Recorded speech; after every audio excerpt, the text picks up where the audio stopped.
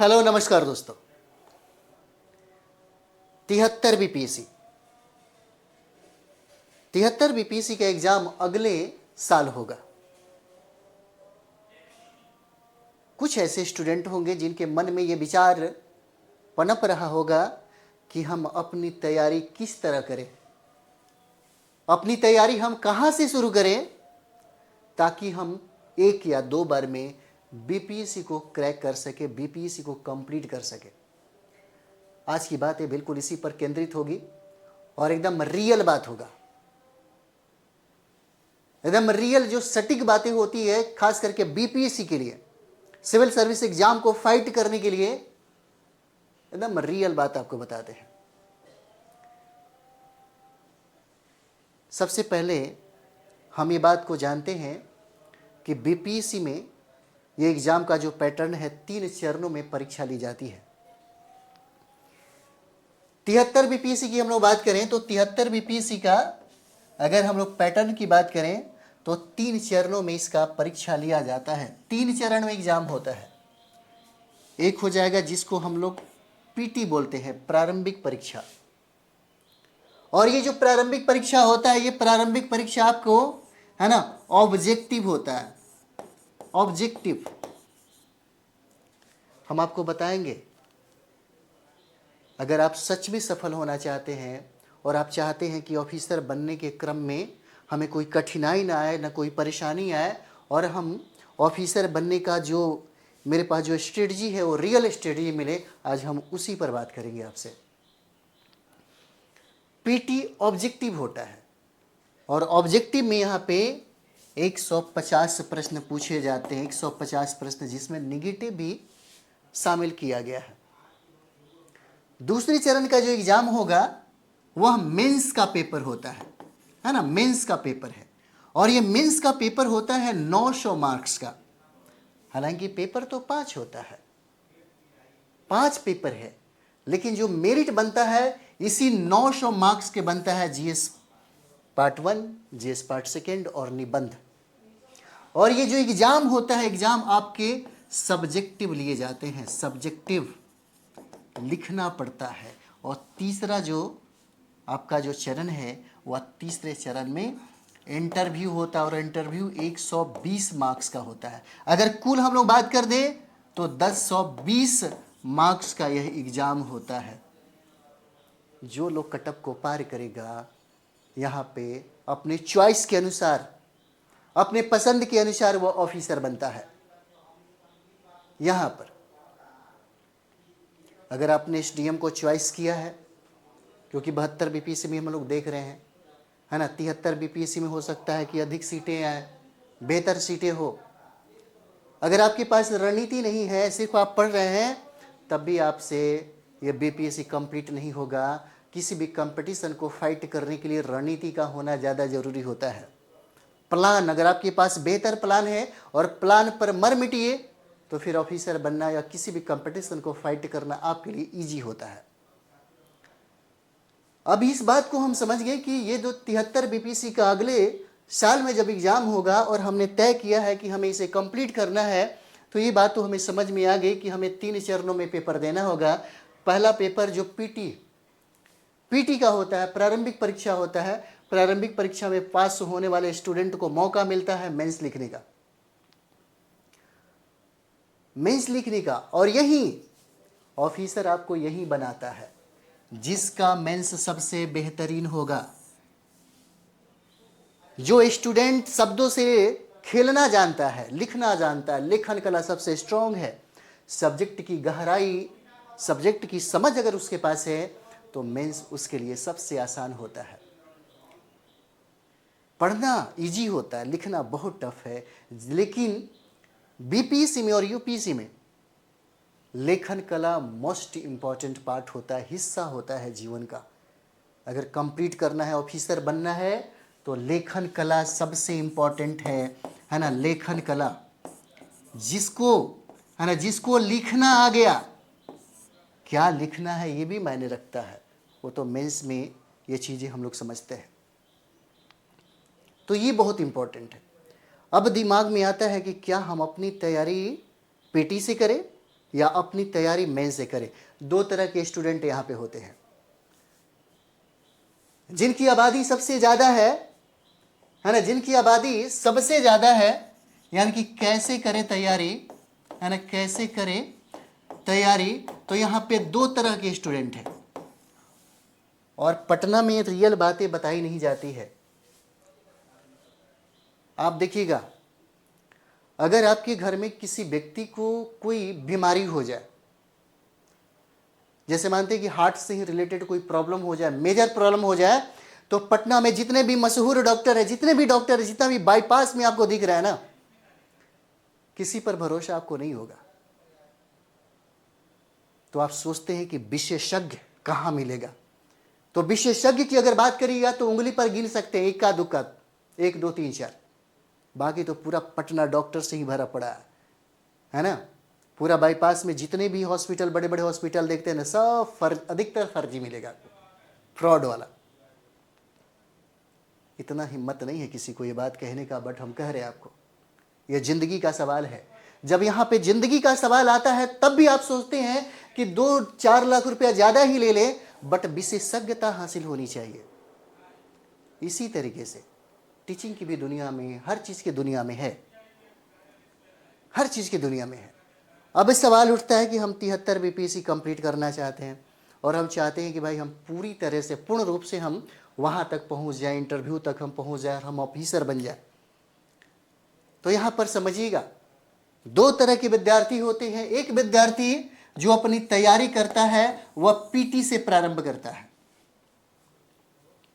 और एक विद्यार्थी जो बहुत ही ज्यादा होशियार है, जिनको कहीं ना कहीं उनके माता पिता, भाई बंधुओं के माध्यम से पता चला कि भाई कुछ भी हो जाए, पीटी से तैयारी करने वाले 5 वर्ष 10 वर्ष लगा देते हैं, फिर भी कंप्लीट नहीं कर पाते, बाई चांस कंप्लीट करता है। लेकिन मेंस अगर एक बार सटीक तरीके से, अगर मेंस की तैयारी संपूर्ण रूप से अगर एक बार हो जाए, तो जिस दिन पीटी होगा, मेंस आपका होगा और इंटरव्यू भी आपका होगा। दो तरह के स्टूडेंट होता है, एक जो पीटी से अपनी तैयारी प्रारंभ करता है, पीटी से अपनी तैयारी प्रारंभ करता है, और दूसरा वह स्टूडेंट है जो मेंस से अपनी तैयारी प्रारंभ करता है। दोनों में अंतर होता है। पीटी की तैयारी अगर कोई सोचता है कि हम पीटी से अपनी तैयारी प्रारंभ करें, तो एक लंबा समय लग सकता है। अभी दिल्ली बहुत दूर है ना। पीटी से तैयारी करने वाले जो स्टूडेंट, अभी जो जिस तरह से प्रश्नों का लेवल बढ़ रहा है, और ऑलरेडी आप पेपर में भी पढ़े होंगे, बीपीएससी ने पहले ही आईना दिखाया और कहा कि हमारा प्रश्न इस बार से, है ना, यूपीएससी के पैटर्न पे होगा। और यूपीएससी के पैटर्न पे होने वाला अगर एग्जाम हो जाए, तो बहुत संस्था में ये बात कहता है कि हमारे यहाँ से, है ना, दरोगा की तैयारी करने वाले 100 फलाना ढिमकाना लेकर के नंबर आता है ना, सारा का सारा ख्वाब और सपना यहीं पर धूमिल पड़ जाएगा। तब आपको फिर यहीं पे आना होगा, क्योंकि अगर मेंस की तैयारी करते हैं तो सबसे जरूरी ये होता है कि सब्जेक्ट की समझ बन जाती है, और यहां पर एक बार में सिलेक्शन की गारंटी होती है। अगर आपको मेंस पर पकड़ है तो पीटी में 60% की तैयारी ऑलरेडी मेंस से हो जाता है। जो लोग नहीं किया होगा वो बात अलग है।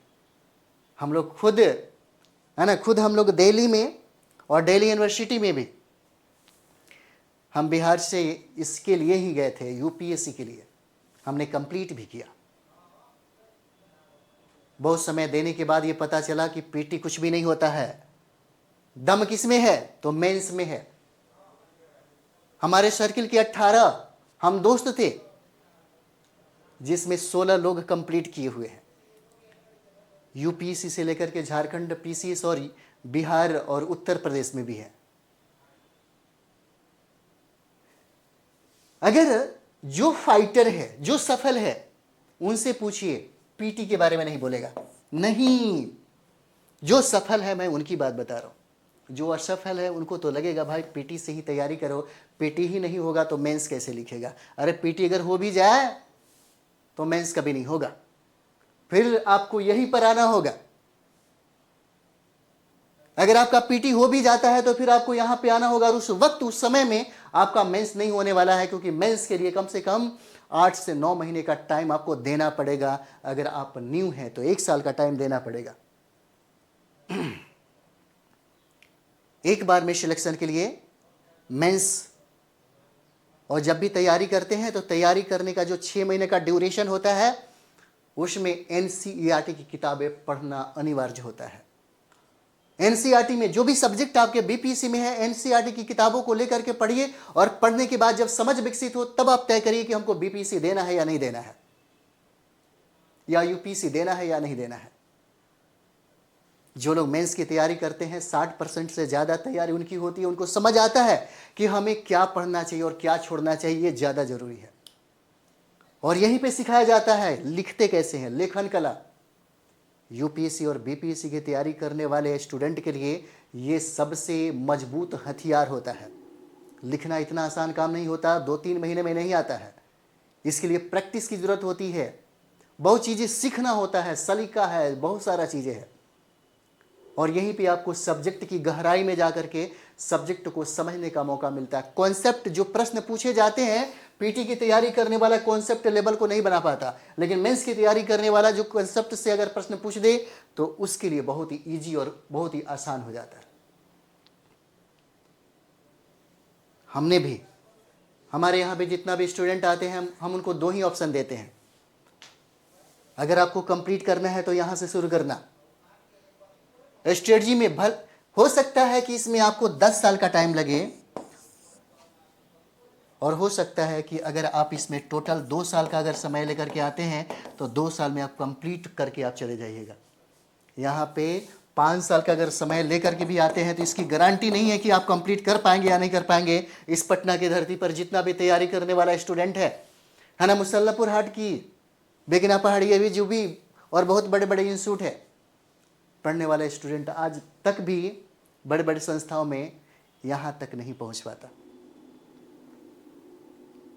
इक्का दुक्का नहीं पहुँच पाता है। भले संस्था के लोग कहते हैं कि हमारे यहाँ से 500, हमारे यहाँ से 1000 स्टूडेंट फाइट किया है। रियल क्या है वो आप भी जानते हैं, है ना। तो अगर तैयारी करना है तो तैयारी आप यहाँ से स्टार्ट करिएगा। कहाँ से? तो मेंस से प्रारंभ करिएगा। वो सारा सब्जेक्ट जो है जो मेंस में पढ़ना होता है वो पीटी में भी पढ़ना होता है। जैसे में अगर हम लोग पीटी के कुछ सब्जेक्ट की अगर बात कर दें, जैसे अगर हम लोग पीटी में सब्जेक्ट की अगर बात कर दें तो सब्जेक्ट में क्या होगा, सबसे पहले हम यही सोचते हैं कि भाई हिस्ट्री को समाप्त कर लेना। 30 से 35 प्रश्न अकेले इतिहास से पूछा जाता है ना। 30 से 35 प्रश्न इतिहास से पूछा जाता है। उसके बाद ज्योग्राफी जहां से 20 प्रश्न पूछता है बीपीएससी, और ज्योग्राफी के बाद ये साइंस कर लीजिएगा, है ना। साइंस के बाद आप करंट अफेयर्स कर लीजिए, करंट अफेयर्स, और करंट अफेयर्स के बाद बिहार स्पेशल, क्योंकि आपको एग्जाम बिहार ले रहा है तो बिहार के संदर्भ में प्रश्न पूछेगा। अगर मान लीजिए इन सब्जेक्ट पर आपको पकड़ बन जाए, हम तो 4 ही सब्जेक्ट बोलते हैं पढ़ने को, लेकिन अभी हम आपको 5 सब्जेक्ट बोल रहे हैं। अगर इन सब्जेक्टों पे कमांड हो जाए तो पीटी कभी नहीं रुकेगा आपका। क्यों? आप इस बात को समझ गए? समझिए, अगर आपका कमांड यहां पर हो जाए तो पीटी कभी नहीं रुकेगा। इसीलिए अगर आप प्रीवियस ईयर के प्रश्न को उठा करके देखिएगा, सिलेबस को उठा करके देखिएगा, तो आपको पता चल जाएगा। अगर आप प्रीवियस ईयर के प्रश्न को उठा करके देखिए तो क्या लगता है, वो हमसे बेहतर आपको समझा देगा, है ना। 8-10 साल के जितने भी प्रश्न है जो बीपीएससी में पूछा गया है, उन सारे प्रश्नों को इकट्ठा करिए और अपने टेबल पर रखिए। वो सबसे बेहतर गाइड आपको करेगा।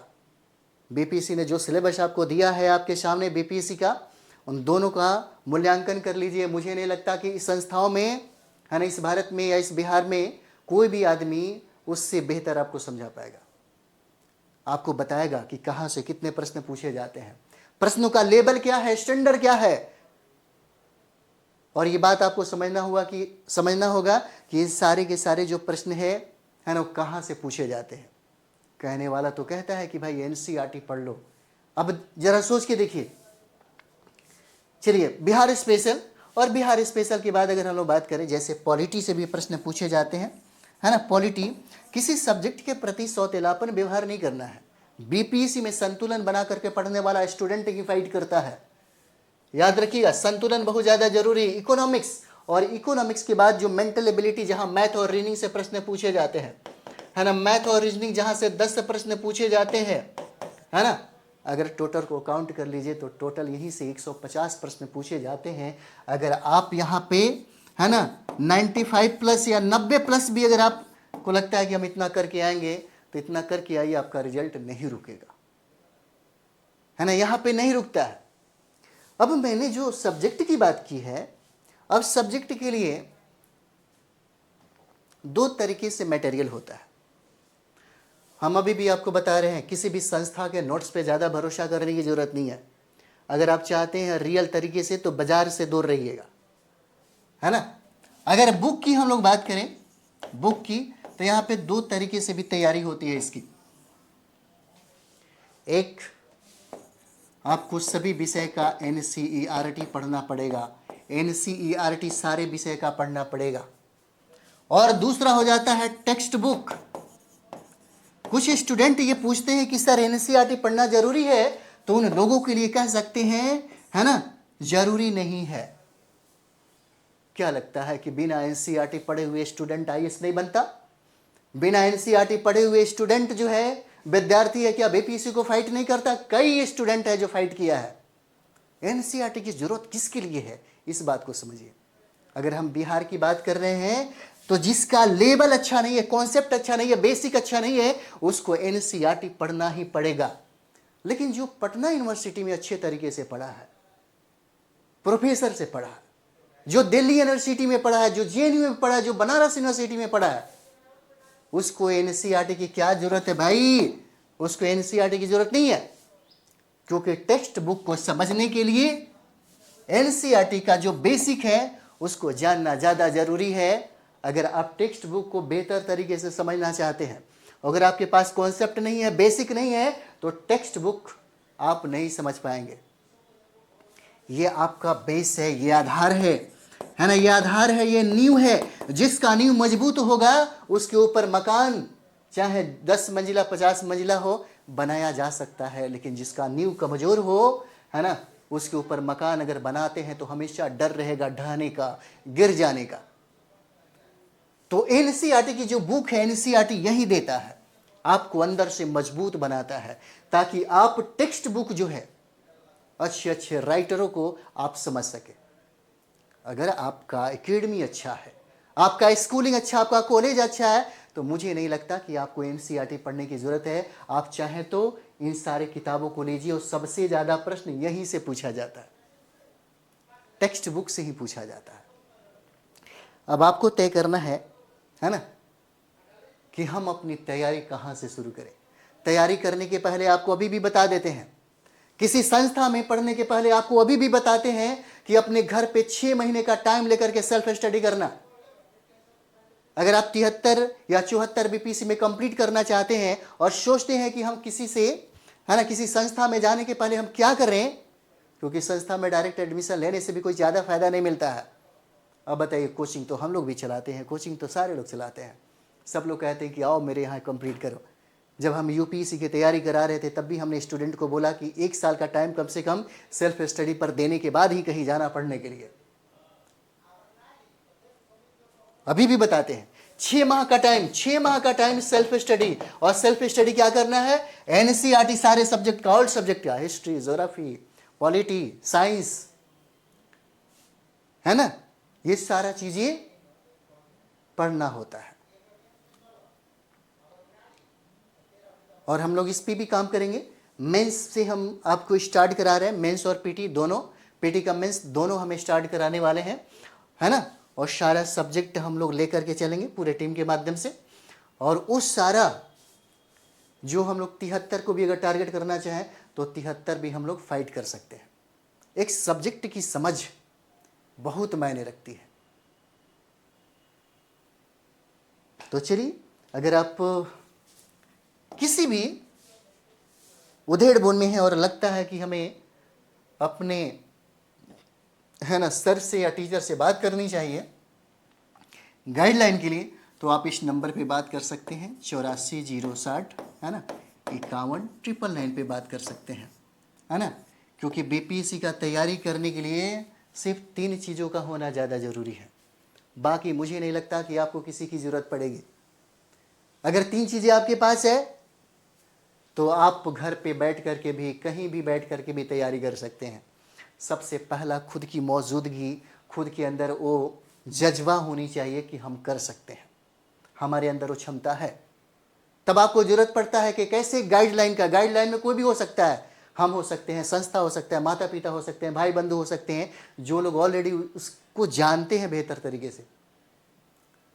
उसके बाद जरूरत पड़ता है कि हमें अब क्या पढ़ना चाहिए, मुझे सिर्फ वो चीज़ें बता दो कि पढ़ करके हम बीपीसी कंप्लीट कैसे करेंगे, तब देखना हमारा रिजल्ट कैसे होता है।